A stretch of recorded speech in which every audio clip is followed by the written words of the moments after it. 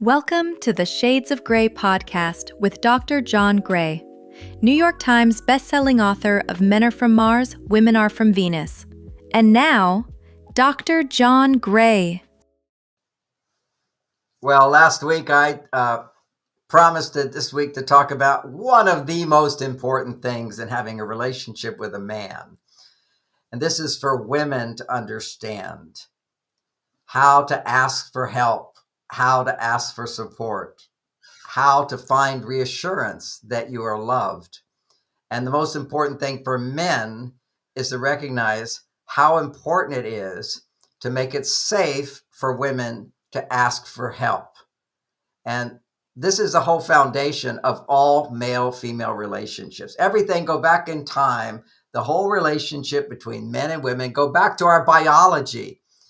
Women make babies. We wouldn't have life without women. We wouldn't, our mothers, they bring us into this world. And how do they do that? They need men's help. Men help women, women give birth to life. And when women give birth to life, they bring out the very best in men. I was just looking at one of my son-in-laws, and when he had his first child, he became a different man. You become a different person. You suddenly feel, I am responsible for me over there. See, there's a thing about men. We come in with the strongest urge is to think about me because I have to survive. And the way I survive is thinking about me. We are the warriors. We are the ones that have protected women. We go out, we do the dangerous, difficult jobs. We don't think about others first. We have to think about me. But then I'm reading the notes, and so let's back off on the notes for now. I seem to just be sort of in a flow, and then I stop. But I appreciate all of your comments coming in. Thank you so much. I appreciate that. Please put your comments off to the side. I review them after the talks. But it seems that, and you please put them in and put your questions in. So, and also the highlights that you have. If it's a good idea, you like it, it helps me to know where I'm touching you, because I don't have an audience in front of me. I can normally tell that with my audience. So that's very helpful to me to provide more for you. So this is, again, coming back to what men are about. Men are about me, help me. I need to have what I need so I can help you. And this is the bottom line of masculinity, is that we think about me all the time. You know, you don't hear men saying much like women will say, I can't find myself. I have no time for me. What man does not have time for me? Unless he's feminized, okay, then he has no time. But if he's a man, masculine energy, if he has enough testosterone, he's always got time for him. And it's either time for him to serve others, to produce a result. With that result, he can then serve somebody else. But in order to serve somebody else, he has to always take care of himself. You know, I'm reminded when I was a young guy and you're hunting. Okay, when I learned how to hunt, you have to always be thinking about, okay, I have to be quiet, I have to be focused, I have to be grounded in me so that I can do what I have to do. It's always, if you think about you're in a dangerous situation, think about the warrior, you have to always be thinking about, I have to protect me so I can serve my country. So this is the whole male instinct. It's not narcissism. It's thinking about me. And it's also the first stage of men forming their ego, their sense of self. Hopefully, if you have good role models as a father, it develops. But for women, it's not all about me. For women, they start out, oh, let me care about you. Let me nurture you. Let me give to you. Look at mom. Mom's giving to everybody. I want to be like mom. I'm going to nurture others. And that's an instinct inside of women. You have to have that instinct if you're going to be able to raise a child. It's bottom line instinct for females. So the first instinct that comes in is they mirror their mothers who are caring for them. You know, I just see my sweet little granddaughter. She'll take her little doll and she'll mimic being her mother who loves her so much. And also me, grandpa and dad as well, loving her so much. She'll take her little baby and you can just see her mirroring the love she receives into her little doll. And she says, oh, sweetie, such as tenderness. Well, where does that tenderness come from? It gets awakened in her hormones by watching her mother give. Now, unfortunately, for females today, they don't always get that role model because their mothers are stressed.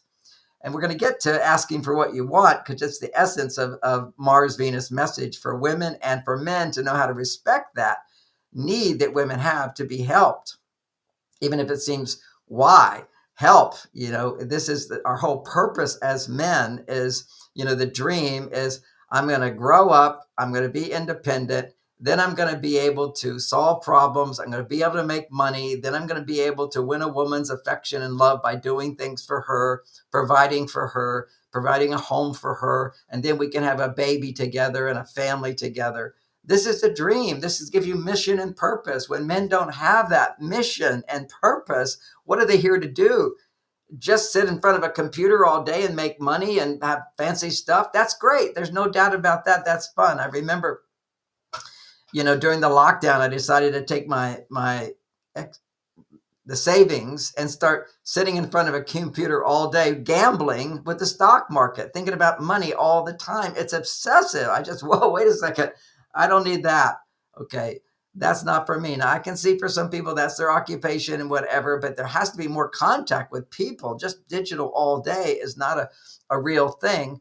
Unless you're serving other people. I realize that for me, I do spend a lot of time in front of the computer, and I go, well, why? Why is that fulfilling for you? Because I'm counseling people. I am interacting with them. I'm serving them, and I'm helping them. But at a certain point for a male, if you need money, that's the most important thing. You've got to make money. You can't have a family and a wife if you can't make money, and you have to keep making money to support your family and wife. That gives you a mission and a purpose and a reason to get up other than just me. If your life is just my happiness for me, if you're a man, you'll be depressed. You'll be empty. If you don't have somebody else you're helping, you'll be empty. But for women, it's the opposite. For women, it's a whole life of learning to find themselves. First, they learn to connect with others, and ideally, they're connecting with their mothers, and they find themselves through their mothers. And that's this nurturing part of femininity. That's why they say to give is the best thing. But here's the paradox. Why is it that every woman over 40 years of counseling, when she's unhappy, she says to me almost, I give and I give and I give, and she's not happy? So what's that about? It's because she's giving and giving and giving, but she's not receiving. Now, a child can't learn to find themselves first. If they're a female, first they find themselves through their mother by mimicking, by connecting with and copying and energetically becoming her. I mean, that potential's inside of her, but it has to come into the conscious awareness. And if mom, the person you're learning from, doesn't know how to get help, then you don't know how to get help. Because part of being a child is nurturing. A female child is nurturing and nurturing. And then when you need help, help is there. Help is always there. You're being fed, you're being taken care of. All of that is given to you, and it has to be given to you so that when you give freely. You give, in a sense, unconditionally. Now, it's very conditional because you can't give freely unless you receive first. So you receive, and as a child, you're receiving, so now you can give freely from that place. From a boy, he learns who he is by the feedback he gets to what he does.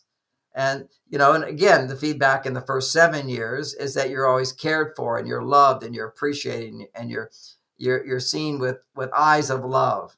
But for males, it's always about learning to find myself and then lose myself. Now, this is so interesting.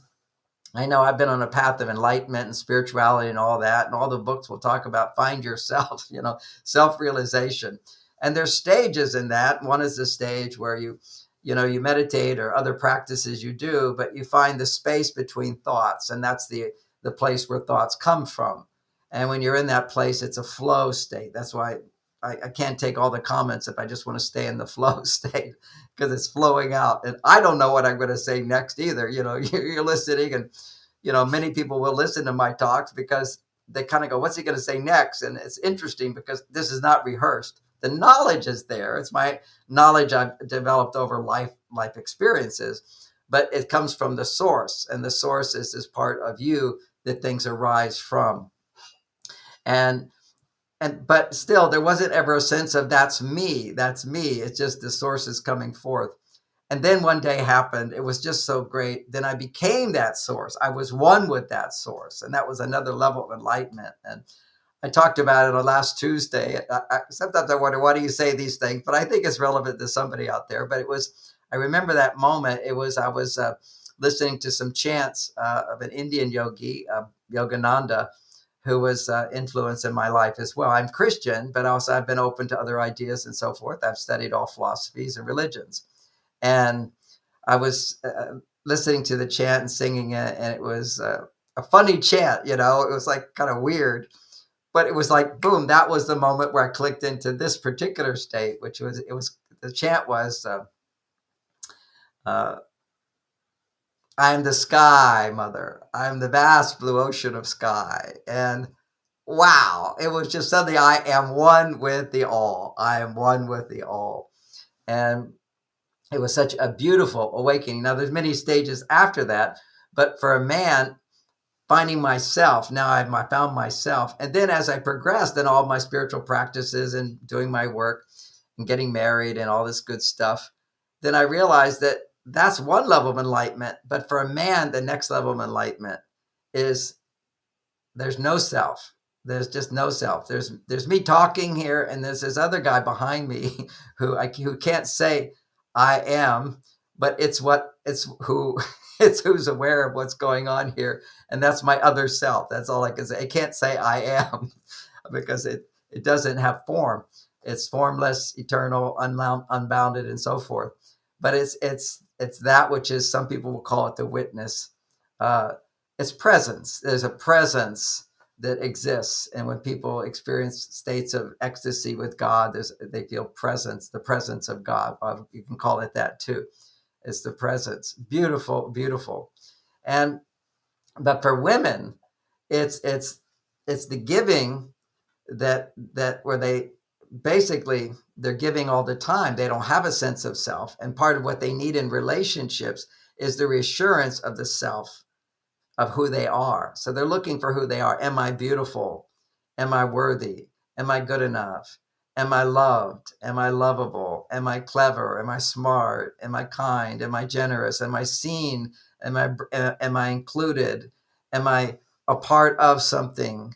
And am I connected with the world? All of this is knowing herself through relationship. And men learn their selflessness through relationship. So it's a beautiful thing. I just think, I come from a tradition. Part of my past is emulating teachers and yogis who were celibates. I was a celibate for 9 years. I was a monk, and that was all about me. It was about me and my path to enlightenment and my personal growth, which I still am about me. I'm still about my personal growth, but there's a stop to that. You can't grow further if you're a man, if you're not of selfless for somebody else. And if every day you don't have somebody who asks you for help, you're not going to experience that selflessness. And it's like a fire has to be started. There has to be a trigger, a lighter. You have to light the fire. And what lights the fire of selflessness in men is somebody calling out to him saying, I need your help. I need your help. I mean, what's the essence of all prayer for spiritual people is help me, help me, help me. Help me to be my best. Help me to know my way. Help me to serve others, or help me to have money and finances in my life. Help me to survive. Help me to find love. We have to ask. We have to ask. We know that it's the essence of everything, and every tradition is prayer and asking. And well, we want to bring this back to relationship, John. So when you have a man and a woman, the whole foundation is the man goes into her. The woman opens up. See, the woman has to open up. The man has to do things to help her open up. But for her to open up, she always has to ask for help. Just like men, to become selfless, they need someone to ask them for help. See, we're interdependent on each other. If you just want to, be a selfless woman and go around giving and giving and giving, you'll come to counseling one day and say, I give and give and give. I get nothing. I can't find myself. I'm too busy. I'm overwhelmed. I'm overwhelmed. Too much is going on in my life. I don't have time for me. I don't have time for me. What man doesn't take time for me? And if you don't take time for me, it means you've been feminized. That's further out of balance. Okay, all right. We got two stages of imbalance for a man. You're in flow state, you're good, and then you get out of flow state. Now what happens? Your testosterone levels are dropping, and when your testosterone levels are dropping as a man, you have to rebuild your testosterone. Okay, so and this will happen. I can go on for hours and hours, but at a certain point, my body becomes exhausted. It needs time to recharge. You have to recharge if you're a man. And this is just life. Okay, everything is up and down. Women are up and down. Men are in and out. Okay, this is just, you go out into the world, then you have to come back to yourself, and then you can balance the two. You can go out and be in at the same time, and that's relationship. It's the most advanced state. It's what everything's about as far as enlightenment and growth and love and a better world, a better life. You can do it. You deserve to do it. It's about feeling happy. It's about feeling fulfilled. It's about feeling grateful. It's about being proud of yourself. You deserve that. But you can't feel that authentically. You can, mood make. You can try to do it, but you actually, which is not bad. That's all the processes we do to sort of access different parts of us. But you have to, rubber to the road. You have to get in your car and drive. If you're a man, you've got to find ways that people are asking you for help. Now, part of ways men become motivated is that we get paid for our work, and women as well, but that's your male side. So just know when I'm talking about men, we're talking about the male side of women as well. It's just that when women are only on their male side, their stress levels are always going to go up if they're not balanced with their female side. And we'll talk about how to balance it with your female side, because if you're in the workplace where you're serving other people, they're asking for your help. When they say, I'll pay you to do this, that triggers your male side. Anytime you're working for money, you're on your male side. You're doing it for the money. And there's nothing wrong with doing it for the money. But if you only do things for the money, then you'll be incomplete. If you're a woman, you'll be really stressed out. For a man, you won't be as stressed out, but you'll eventually get to the place where you have so much money that it means nothing to you. And then you commit suicide, like so many people do. You see these famous people, and either they commit suicide, or they become drug addicts, or they get divorced. They can't maintain relationship because they're out of balance inside themselves. Now, since I mentioned that, I'll explain the imbalance that happens for men when they make too much money. When when suddenly you make money and you don't have to work hard anymore, you're not really putting out your energy. Then you buy your yacht, you buy your plane, you buy your girls, you got the whole thing. You do what you like, you do what you enjoy. You become a drug addict, you become a cocaine addict, and you commit suicide, and you hurt all the people in your life. That's when you're not earning. See, men have to feel I'm earning. It doesn't have to be earning money. If you're making money, then you have to continue going, okay, so what's my purpose? Well, I have to work hard to support the people in my life emotionally. And that's the sort of transition we're in right now in our lives, which is how to provide the emotional support that women need. And men have no clue to do this. So wake up, women. Men do not how to do this. Men are willing to do this. You don't have to convince them to do this. Men already want to know, what can I do to make you happy? And of course, what women will do is say, well, what do you want? What do you want to do this weekend? A man will say to a woman, and then she'll say, well, what do you want? It's backwards. It should be, what do you want to do? And she should have an answer. And not only one answer, but she should have several answers. I suggest 3 answers. And then you say, you pick, and let him be the leader. And this whole thing about men being the leader, it's a very, very important thing, which is when you ask a man, you have to let him know the things that you would like. And then he picks. And when he picks, then he's coming from a place of choice and place of leadership. But he's leading you where you want to go. It's not like he's bossing you around. It's not like, do what I say. We're going to, you should follow me. And the reason why the traditional aspect of men as the leader is whenever you lead, you are taking the risk. My gosh, I had so much anxiety when I was a young guy around teaching, because some part of me felt if I misled people, I could hurt them. I don't want to hurt anybody. I'm a sensitive soul. Last thing I want to do is hurt somebody. sometimes it happens. Sometimes you offend people. Sometimes you upset people. It's not my intention. I try to learn from it, grow from it, speak my truth without having to offend. But hey, I can't control everything. I do my best to speak my truth. And, and people have a choice of what they want to hear. I have to say this every time. We have to have free speech. Free speech is everything in relationships. Free speech is everything in the world. And you can choose who you want to listen to. Just turn it off if you're offended by something. Okay, let that guy go. Let it go. Let it go.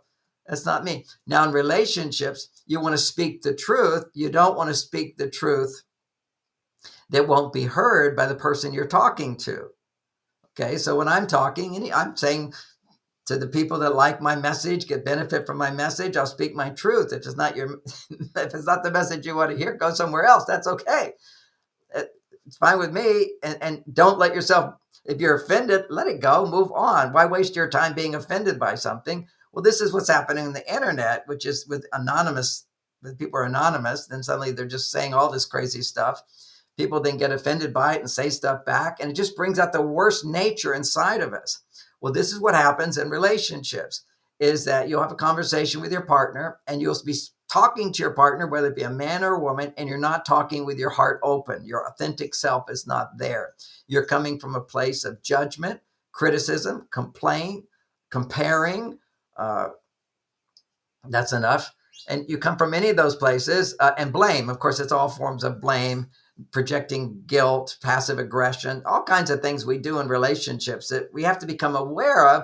And once you're aware of it, you can say, oh, I'm doing that. I need to stop. And why do I stop? Because it doesn't work. That's the rational brain. The rational brain will stop doing things when you see it doesn't work. Everything you do is because your subconscious mind thinks it's going to work.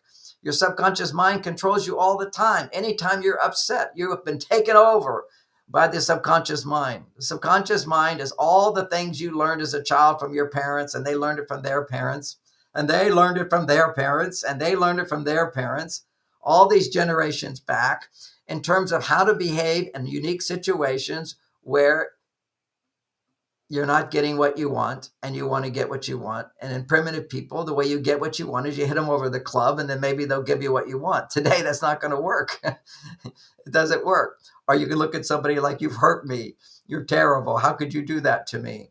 And then they're going to feel guilty, and then they're going to give you more. It doesn't work today. These are old historical patterns of, oh, you did this to me, therefore I'm justified in doing this to you. Do you see how that works? It's the eye for an eye idea.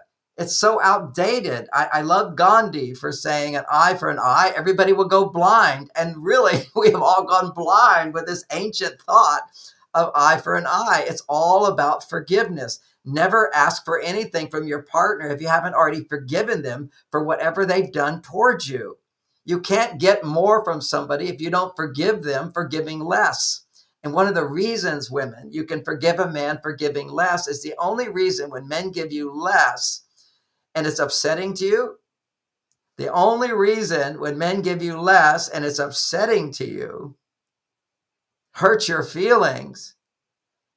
Why is it upsetting to you? Well, that upset is called resentment. Resentment emerges because you gave and they didn't give back. And now your brain says, well, that's not fair. That's not fair business. And we're not talking business here. We're talking relationship, personal relationship here. And then it does expand into better business, no doubt about it. But let's first look at the idea that this is somebody that wants to give you more. So why would they not give you more? You kind of go, why? And women wonder, I did so many nice things for him.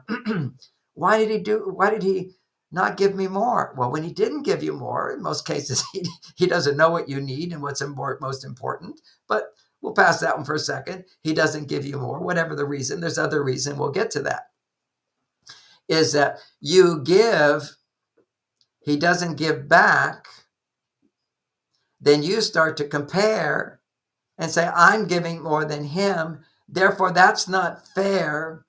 So I should be upset. I remember I've had it happen several times. A woman says, well, should I be upset about this? My answer is, if you can't be upset about something, never be upset about anything. Be happy, be grateful, be positive, and ask for what you want if you're a woman. And for men, provides help for other people. Goodness will come to you as you provide help for other people. And for women, ask for help and goodness will come to you. Interesting.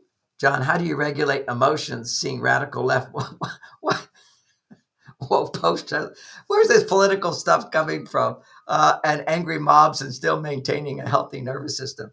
I'm not going to get political here. It can be left or right, but it's not, it's protesters. Anybody who's protesting is only affirming their unhappiness. Protesters are the most unhappy people on the planet. They're just unhappy. Now, I do remember there was this many years back. There was a protest, which was, it was called the 1% protest. And it was very cool because everybody just hung out and had parties. Okay, saying what they want, but they were doing it and they weren't mad. Okay, so that's protesting without mad. They were asking for what they wanted. It wasn't clear, but that's the kind of protest. And if you're protesting and you've got signs up and there's like, we want this, that's asking for what you want. But as soon as you start going into blame and judgment, how do you feel? How do you feel? Do you feel your heart is open? No, your heart is not open. And the same thing protesting in your relationships. When you protest in your relationships, how do you do that? You're complaining, you're criticizing, you're judging, you're comparing. It's not enough. And then, of course, now you spend all the time on the phone on Facebook. And I mean, I'm glad you're on Facebook to hear me. But when you're scrolling through Facebook, all you're doing is seeing one thing after another. All your brain is doing is comparing, getting a reward every time, getting a dopamine hit of something new and different, and comparing. And every time you're going to compare things with what you have. Particularly when guys are looking through these dating apps and they're looking at the women comparing. It's a terrible habit to get into, although it's not bad to compare. It's just that when you're getting so many hits from comparing something different over and over and over. I mean, all of our tendencies are good. If I want to pick the best partner for me, I want to compare it to other partners that I've had and learn from that. I want to learn from my own experience. But you see these pictures of people, you're never getting the whole truth. You're not getting who the person is. You're just getting a quick digital image. And because it's digital, it will stimulate more dopamine. So coming back to the theme of today's show, which is asking for help, how to ask for help. So you open the door. It motivates men to come in. That's the key. If you don't ask, you do not get. You know, one of my friends wrote a book, it's quoting the Bible, ask and you shall receive. It's just the oldest thing in the world. But you have to know how to ask. When you're prayer to God, you're not getting mad at God. You may be mad about your life. You may be afraid in your life. You may have a lot of negative emotions. I feel bad, God. I feel afraid, God. I feel so sad, God. Please help me. I'm so angry. These people are mistreating me, or the world's so terrible. You can share those feelings with God. Those are actually the best prayers, which is to be authentic about what your pain is. Because when you actually feel your pain, God's angels come and bless you. And so that's authenticity. But you're not blaming God when you pray. When you ask a man for help, don't blame him. If you blame a man for anything, ladies, he's just going to be less motivated to do anything for you. You know, motivation is something, and this is, of course, a big theme in my book. It's a new book. It's just coming out, which is called Men Are From Mars, Women Are From Venus, for women only. It's not, you can't yet reserve it, but it's like, we think in 30 days it will be available for you, but be happy with or without a man. And that's the premise of being able to ask for more from a man, ask for help from a man, from a place that, generally speaking, in your life, you're already happy. You're not depending on the man to make you happier when you ask. If you ask from a place of, I'm just not happy, you have to change, otherwise I won't be happy. And women know this instinctively, that if you say to a man, I'm unhappy, it makes him unhappy. That's the difference between men and women. If I just say to my wife, I'm unhappy, it doesn't make her unhappy. Women are not born to make men happy. They will they become people pleasers, because when nobody's pleasing them, then they think if I please everybody else, then they'll please me, which is never the case. The more you please other people to get what you want, then you'll get less. And that's why giving to a man, when you're seeking to give to a man to get more, and there's a whole chapter on this in this book for women only. It's when you're giving to get, you're pushing the person away from giving to you. Just understand that, women. When a man gives to get, that raises his testosterone if he gets. Because if you give to a woman, she will give you back. This is called the law of reciprocity. Women are the embodiments of that. If I give to her, she will give back. So she assumes that if she gives to me, I will give back. And when I'm not a girlfriend who has the law of reciprocity that into their genes, basically, when you give to a man, he doesn't necessarily give back. You have to give him what he needs, and then he'll give back. And women don't know what men need. And what men need is not for you to give them anything, but to give them the opportunity to give more to you. Give men the opportunity to help you find your happiness. Give men the opportunity to make you happier. And of course, that's called making love. Give men the opportunity to take you to the highest levels of ecstasy that you cannot experience on your own.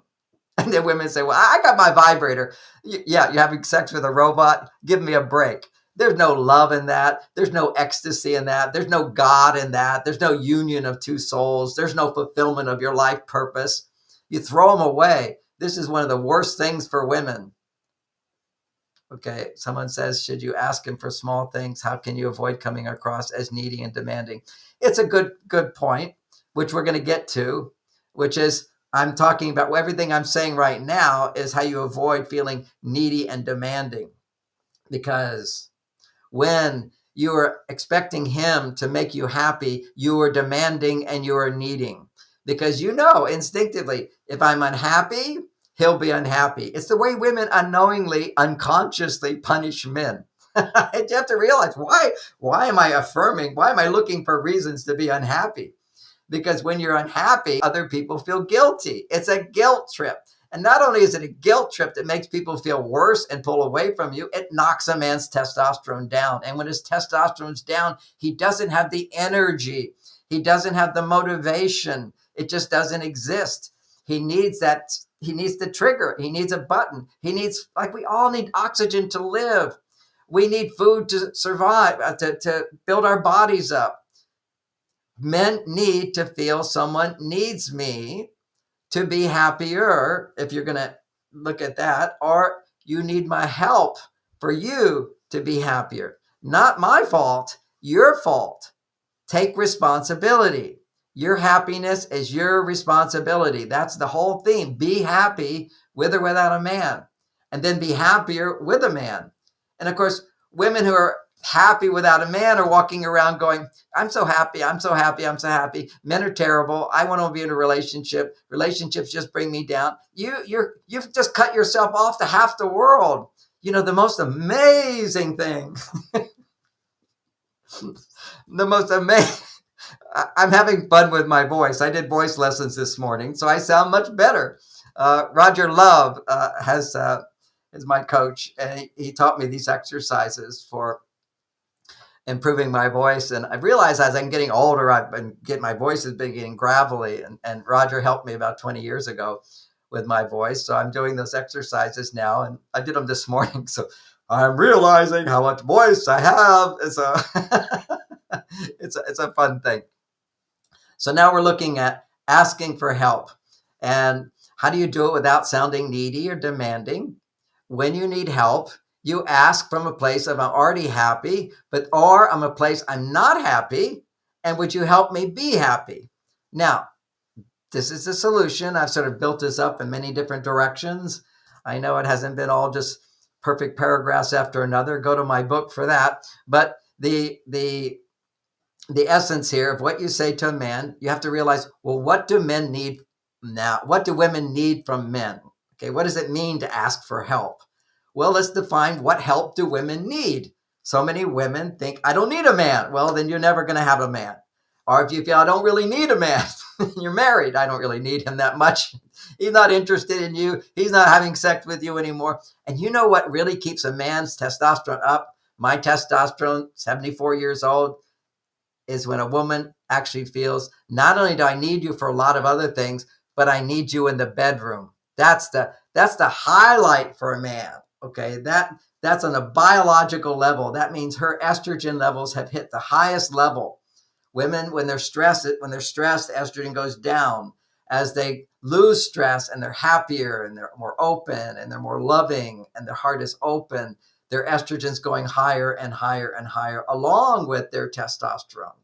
So the way for women it works, their estrogen goes high, then their testosterone starts coming up, estrogen going higher and higher. And then that's climax and another climax and on. If you can, that's not for everybody. It's like some people like to jog for 5 hours. Other people, 10 minutes is good enough. I don't want to say everything is there's one way for everybody, but I do know that this orgasm thing is a very important thing for our biology because it is the time where hormones go most into balance. And we need to experience that. It's a time of pure love in that moment. If it's done with love, you can have, I call them a sneeze, or it's called climax. You can climax on your own. You can climax with a partner, but that's not going to give you the nourishing hormones of making love. So back to asking for help. So what is it that women need help with? Well, it used to be so simple in the past. What women needed help for was money. They needed protection. They needed a man to protect them. And I get it. I was, the other night, this is the first time I've ever felt scared for myself. I was in my house and I heard another man's voice in my house. I have this big house. I'm all on a mountain by myself and got gates around me and everything. And my wife's not here, just having another person. But I heard a voice and evidently I imagined it. It woke me up, but it was just a stress reaction. I mean, it was a deep, deep stress reaction. It just took me a little while, calmed it down, went back to sleep. That's why you wake up in the night. Your blood sugar will drop. And then when blood sugar drops, then you produce cortisol. And then you have this cortisol response as if there's something dangerous and you're alone and nobody can take care of you. Well, for women, they're much more sensitive to experiencing cortisol than men. And it's because they need to produce estrogen. And estrogen is produced when you have support. So I was sharing that experience with my wife. She'll be back in town tomorrow. And she said, so now you understand why I'm so scared without you sometimes. I said, okay, I understand it now. She was so happy to hear I was scared because I'm normally fearless. I mean, just completely fearless. I'll remember to lock the doors from now on because I don't care about it. I just feel God takes care of me all the time. But I do understand I'm more compassionate for her insecurities than ever before. So now we're going to shift back to how to ask without needing. And before you can do that, you have to know, what do you need a man for? It used to be real simple. You could ask a man to support you financially. You could ask a man to be your partner, to protect you, to be with you, your companion. This is, and then you ask him to do dirty, dangerous things like empty the trash, fix the roof, talk to the neighbors, conflicts that come up, handle the tax problems, research certain things, plan dates, do the things. Planning dates isn't dirty, dangerous, difficult though, but it is difficult to figure your wife out unless she tells you. That's what I always, when I'm going on vacations, we finally figured this out. I said to my wife, okay, this is the best vacation we've ever had. Tell me all your expectations of your dream come true on this vacation. So I have an idea. I don't know if I can do it all, but at least I have to know what you're expecting. What is important to you? And then I can say, okay, now if we were to go down a scale of what's the most important thing for you, okay, and then what's the next most important thing, okay, and I'll do my best to do the other things too, but I'll definitely do the most important thing. So give me an awareness of that, and I would ask every time, because not only is it important for me to hear it from her, it's important for her to say it. Okay, it's not just one-sided. Women have to become very clear about what they're wanting, what they would like, what's most important to them. Because when you do that, you transmit that message on an energetic level to him. You empower him to do it. It has to be clarity. Everybody's today talking about manifestation and everything by being clear of what you want to happen out there. You have to do it first. If you want the law of attraction to support you and you manifesting, like you very clear. I mean, I did for years and years. I imagined being a bestseller and what it would feel like. I did it, and then it happened. And now it's this wonderful anchor moment that I can go back to anytime and just feel happy. I just have to remember the day that Men Are From Mars became #1. And then on bestseller, I waited for so long. It would go up, it would go down, it would go off, it would go on. It was like a year. Finally, it went on, and it stayed on for almost 5 years. This was an amazing thing. But whenever I'm wanting a pep, I can go back to that. Like today, I went back I mentioned a pep where I go back when I'm at first level of enlightenment, which is I am the sky. I'm one with the universe. I'm finally one with the all. I was wanting it so much. And then when you get what you want, then you move on to something more, but you still have these moments of shifting and shifting. So what is it that most important to women? So this is so important. And so I have whole chapters of what do you need a man for? What do you not need a man for? It's like defining it very clearly. What can a man give you? Instead of just reacting, oh, I need this, or I want this. And really, you don't even react like I want this, I need this. You're usually reacting like I don't like this, I don't like this, I don't want this. That's the easiest thing, is to know what you don't want and then to know what you do want. So let's define the most important thing for women today in relationships. To the extent that a woman can support herself, and even if she's not supporting herself, even if she wants to be smart and not support herself, have a man support you. I mean, why do it all yourself? I was like, a young guy going, I wish I could be a woman and I wouldn't have to work to support somebody. I'd like to be like my mother and have my dad support me. This is the easy way. But that weakens men. See, you have to learn, you have to have a father who's happy to support a woman, and you get role models of a father being proud of himself and motivated and not like gloom and not feeling sorry for himself, feeling bad, feeling not good enough. We need role models for this. This is why I do this all the time, is at least you get a role model of a healthy man who's confident and loving. We need to see that. Healthy man, confident and loving. I was very grateful to have a teacher in my 20s. He was a monk, but at least he was a man who was working hard all the time, selfless in his work, and was happy in his work as well. That's the blend. He was not yet integrated where he could maintain that in a relationship, though, with a woman. That's the biggest challenge in the world, is to have two people from different planets coming together. He just had to deal with the students who were all worshiping and adoring him. That's such an easy thing. I can go out on stage and famous author and everybody thinks, oh, that's great. I can just mirror that back and feel fantastic. But when you're in a relationship, that's the real challenge. I remember one of the biggest conflicts for Bonnie and I is I would come home and Bonnie would be complaining about something and I would get all my ego. I feel like I just saved the world. I'm a best-selling author, and you're complaining that I forgot to empty the trash or I didn't let you know something, and you're unhappy about that. I would say, I would just have an ego reaction. I got over all that stuff when I figured it out. This just doesn't work. It's stupid. It's foolish. But I needed to learn. All these things I teach, I learned.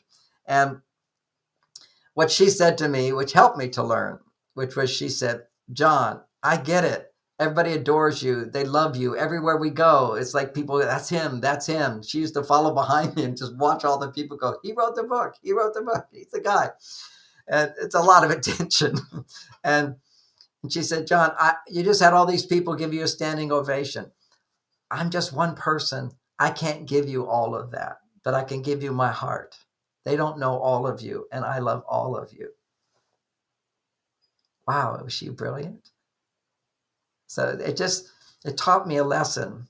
There's a part of my soul that needs to help the world. Everybody's got your own journeys, but for me, it's to help the world. I'm a world teacher. My books are in every single country a bestseller.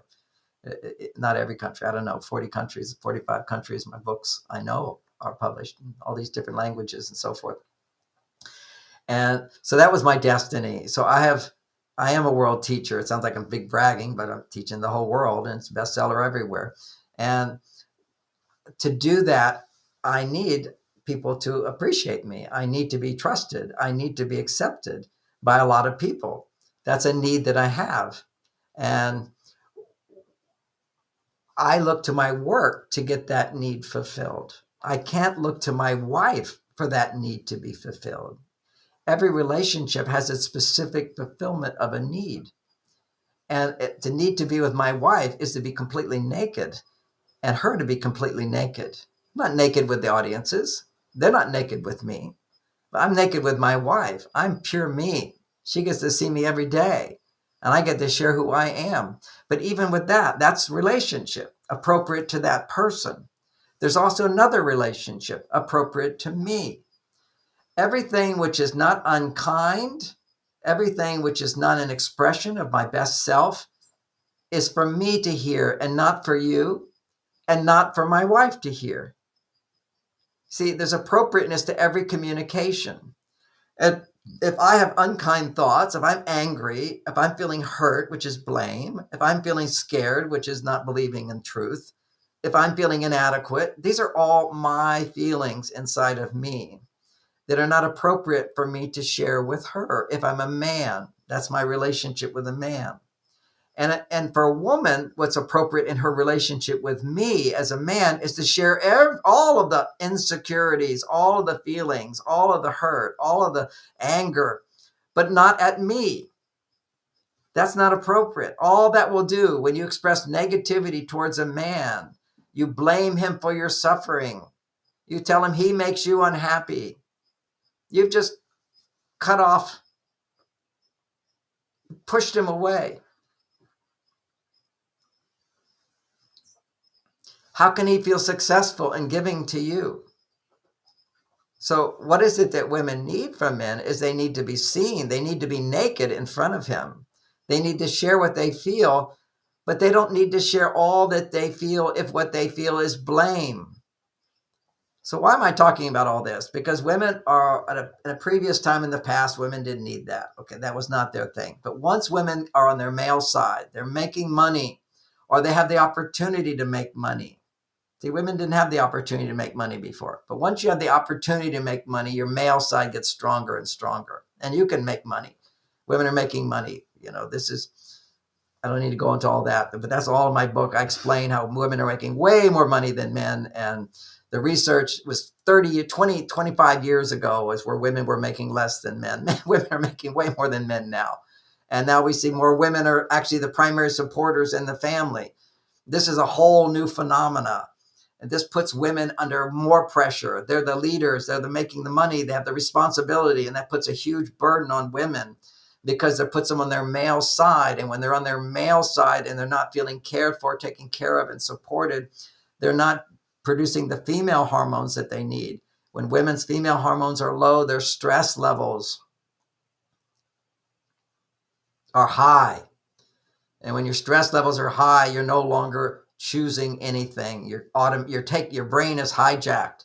We know this biologically now. You can't think rationally.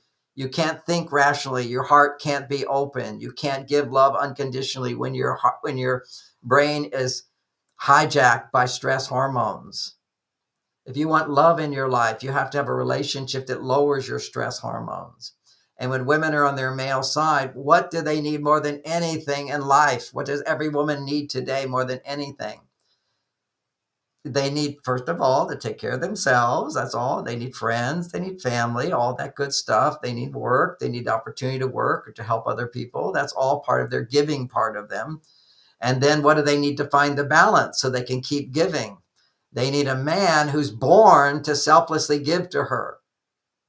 See, we give to our wives without payment. All we want is the response that says we did a good job. That's it. We just need appreciation. We need her to trust me. We need her to accept us. That's the thing. That's the juice that raises testosterone in men. And the juice that raises estrogen in women is when a man is selflessly giving to her, when he responds to her help. And of course, women are thinking, well, if he loves me, he should do it without my asking. Well, that's just you not being vulnerable. That's you putting demands on him. That's you expecting him. You should know, you should do, you should read my mind. You should be able to, you should automatically do that. I shouldn't have to ask. And that's the biggest obstacle for women getting anything from a man is the thought I shouldn't have to ask instead of I love to ask. My partner loves to give to me. So what do you ask for? Well, what do you need? Well, what you need primarily to lower stress, and we look at what's the most important thing, and that's what I have to start out with. What are the most important things you can start with?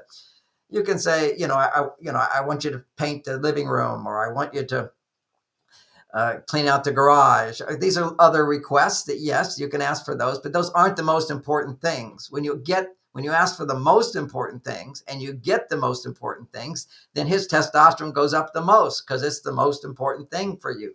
But you have to realize what is the most important thing. Then the other things, they fall into place because he has more motivation. The thing you need to ask for most is to be heard, because the number one thing that raises estrogen in women, brings them back to their female side, is when they can be naked about what they feel that they don't show anybody else. See, that's why I get turned on my wife. I get to see her naked and nobody else does. You know what happens when everybody can see my wife naked? I don't get turned on to her naked anymore. That's what's happened to all the women out there. They're all getting naked in front of men all the time. I've been reading about their lives.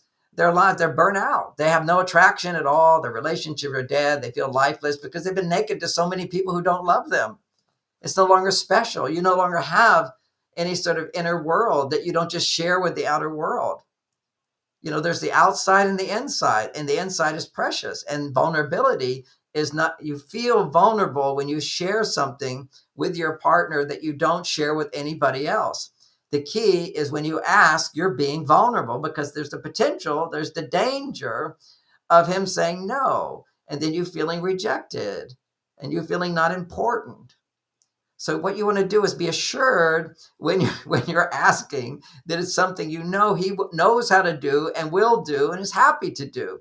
But those three things are not available till you tell men what you need, which is most important. And I'm just going to focus on one thing today, which is the most important thing, is to share what's inside of you. Why is that most important? Because it's the most important estrogen stimulating thing there is.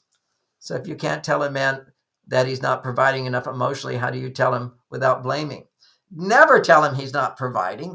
And also, whenever you say, I feel hurt, you're just knocking a man's testosterone down. It's the worst thing you can do. It's taught in all psychology classes. When you say this, I feel hurt, therefore I would like you to say this. Leave out the hurt. Just say, when you say this, I would like you to say this. It's so simple. It's so ABC, but you've been indoctrinated in all these messages, besides the message that men and women are not different. You've been indoctrinated with the idea that you should tell your partner, I feel hurt. It's the worst thing you could do. If you make a man your hero, he will die for you. You don't have to tell him, I feel hurt, to make him feel bad, to make him feel guilty, and you think that's going to make him give to you. Men don't do that anymore. We don't respond to guilt anymore. We don't want a guilt trip. And anytime you blame a man, you will get less from a man. And anytime you ask a man to do something based upon, you didn't do this, you should do that. Why didn't you do that? Matter of fact, anytime you're upset with a man, what are you saying? You failed me. And what raises testosterone is, I'm a success, not I'm a failure. And men look to women. That's why we need women in our life. You're the mirror that tells me I'm your hero, and I'm the mirror that tells you that you're the queen. I remember those guys, they serve the queen. They give their life for the queen. They love the woman. This is what masculinity is about. It's about helping women. And women are about loving men, appreciating men. And we live in this culture that hates men, push men down. And if you just hate men, men become hateable. Okay? You get what you want. You have to uplift men. So what is it that you need most from men? And what was the question someone just said? They said it very nicely. It was, so you can't tell a man he's not providing enough emotionally. First, you have to know what providing enough emotionally means. And how do you tell him without blaming? Well, you just don't blame. Okay. What you do is you ask for what you want. See, every time you're blaming a man, every time you're complaining about anything, that's a whole nother big subject that I write about in this new book. Every complaint is only a poorly worded request. And every time you overgive, it's a poorly chosen behavior to get more. So it's your way of asking for help. But it's the most not vulnerable way of asking for help. And what awakens men's heart is a woman's vulnerability. John, how do you not get explosive and reactive when your partner is often late and stressed with work, which causes stress to the female partner? When your partner is often late and stressed with work. I love these questions. Keep that question for next week, Rich, if you will do that. I will do that. But I will, that's a really big one. But the reality is when you are stressed, if your stress is projected onto him, he will not hear you. If you are stressed from your job, and you are stressed from your job, and then he's late or whatever, or you're stressed in your life, and then he does something, it makes you more stressed. I get that. That's life. That's reality. Don't tell him that he's causing your stress. Tell him about the other causes of your stress. And when you tell him the other causes of your stress, he's not feeling blamed. And all you have to do is say to him, a very simple job. I just need to talk about my problems that have nothing to do with you for 10 minutes. And that's all. Give him a job he can do. That's the art of asking. Ask someone to do something that they can do quite easily. But it still will be challenging for him. It's a totally new thing. And it will still be, the most important thing is it will be helpful to you. That's the key thing. You know, I produce a lot of testosterone, not because I feel that what I'm doing is hard. It's actually very easy for me to do, but it is still work to do. And it also helps. I know it's helping people. So those two things are that you don't have to struggle in your life to make testosterone, but if that's the best, at least when you are struggling, you will be making testosterone if you're a man. The more confidence you have when you're struggling, the more testosterone you will make. A fun thing here is that one study was done on testosterone for men. And if a man passes a test and they say you did best, his testosterone goes the highest, even if he did the lowest. He gets the feedback. Say, you won the prize. I did the best. Okay. Even though he might have done the worst. It's all the messages he gets. He can't look in the mirror. He's looking to you. You're the mirror. The world is our mirror. But they found that even with, and that's how we know that success is what raises testosterone. It raises testosterone in women as well. It's just that women, when their testosterone goes up, it doesn't lower their stress. What goes up for women is give her a hug, 6-second hug. Ask if she wants to receive your hug. She's not mad at you. Give her a hug. And her estrogen will start to rise. Oxytocin goes up, estrogen goes up, she relaxes. It's all the little things that do it. But the biggest, I'm not talking about little things today. We can talk about that another time. And we have, but we can always talk more about that. The number one thing, you know, what's the most important thing to happen on this vacation? Okay, what's the most important thing you need from a man? What you need from a man is while you're putting on your uniform all day long, while you're being a people pleaser to other people, while you're taking care of other people, whether it be your children, other people in the workplace, and amplify that, you're really more stressed if you're doing it for money. Now you're doing that. Okay, so now you're stressed out. What are those stress emotions? Stress emotions are frustration, disappointment, concern, worry, anger, hurt, sadness, fear, shame, guilt. All these are stress emotions. And the more aware you can be of that, the more you can free yourself from the grip of those negative emotions. All it takes is awareness and sharing with somebody, because when you share it with somebody and they hear you, they become a mirror for you to have greater awareness of what's going on inside of you. And when you have greater awareness of what's going on inside of you, your brain goes, that doesn't serve any purpose. Let it go. But if you share your negative emotions to somebody and you're basically doing it to change them, now you're rewiring your brain to use negative emotions to change people. That's why you never, ever want to express negative emotions at someone to change them. You can be frustrated and you try to keep your voice not so loud, but basically, whenever you raise your voice, it's this primitive monkey inside of us that's trying to intimidate somebody by making a loud noise to get them to change. Raising your voice is one of the worst things, unless you're singing with your voice. I was singing this morning, practicing these voice exercises that Roger Love teaches. They're wonderful. They were fun. So the simple thing is once you understand what you need, now, explain this need again, how to be feminine, is to share with your partner the stress emotions that you experience during your day that have nothing to do with him. You ask him, just listen for 10 minutes. You don't have to say anything or do anything. This is not about you. I just want to share myself and feel that you care. That's it. Don't say anything. I don't expect a response from you. Afterwards, just give me an 8-second hug. And if you love each other, say, I love you so much. Sometimes I'll say, if my wife is talking about what she's feeling overwhelmed about, I'll give her a hug and I'll say, honey, I love you so much. You do so much for so many people. I love you. And give her a hug like that. But you don't have to remember that. The main thing is a man doesn't have to say anything, because if he doesn't have to be thinking about how to solve the problems you're talking about, then his brain will remain open, his mirror neurons will remain open, and he can actually begin to feel something that is the highest state of enlightenment for men, which is compassion. He feels selfless compassion for you.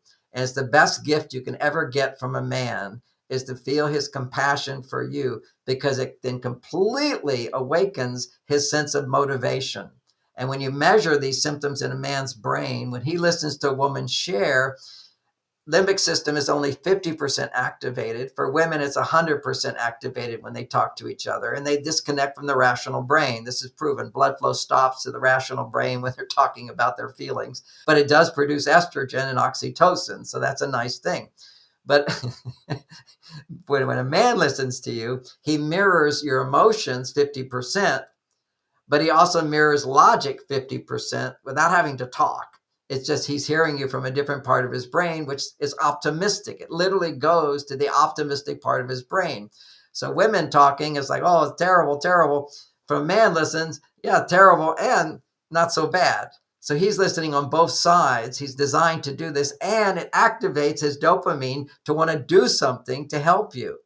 But you don't want him to do something by giving you advice. You want him just to feel motivated to help you. And you activate his motivation to help you, to be like the guy in the beginning of the relationship. If you ask him not to say anything, then he just feels, oh, I want to help her. I want to help her, but I don't need any advice. Don't need any advice. The advice won't do it.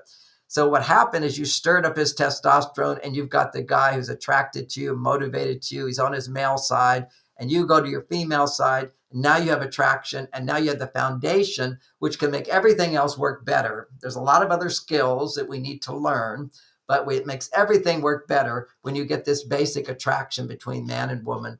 Man on the male side, woman on the female side, man seeing himself through her as a great guy, woman seeing herself as the queen, safe, secure, protected by this man. And that's the thing you want to learn to ask for in relationships. So we did our hour today. Thanks for your questions. I'm still getting used to it. A few questions here and there. They were actually very helpful to expand my talk, to fill in any gaps and keep me on track there, because, it's a big picture that comes in to cause these concepts to come alive. And we have to prioritize. And today we prioritize the importance of, for women, learning how to ask what they want. I also want to always mention that, our sponsor of this show is the MarsVenus.com. Go to MarsVenus.com. Take our classes there. Our most popular class is taught by my daughter, Lauren. It's called Understanding Men. Their most popular product is the Mars Lithium Orotate Advanced Design, Venus Lithium Orotate Advanced Design. As I mentioned to you before, this is now being touted as a cure for Alzheimer's, preventative against Alzheimer's. Almost every holistic doctor that I know takes it every day. It's a very powerful tool. This is the advanced design because it's not just lithium orotate. I've been promoting this for 24 years. And during that time, the biggest promoter on the planet. And because the pharmaceutical industry continues to try to suppress it, and what we have in advanced design is we add to it other things which are known to lower stress levels.